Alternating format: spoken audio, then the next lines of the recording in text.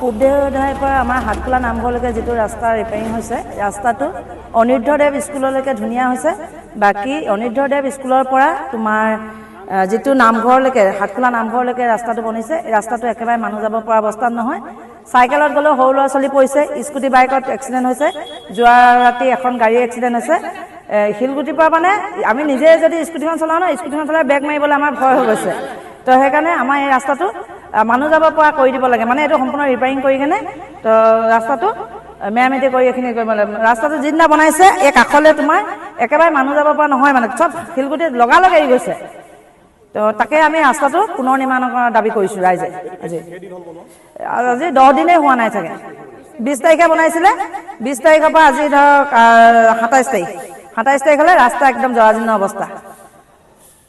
এতিয়া যিটো শিলগুটি ইয়াত যদি যায় খুব স্পীডতে ব্ৰেক মাৰিলে চকা শ্লিপ হৈ মানুহৰ বিপদ ঘটাটো 100 ভাগে এইটো সত্য হ'ব।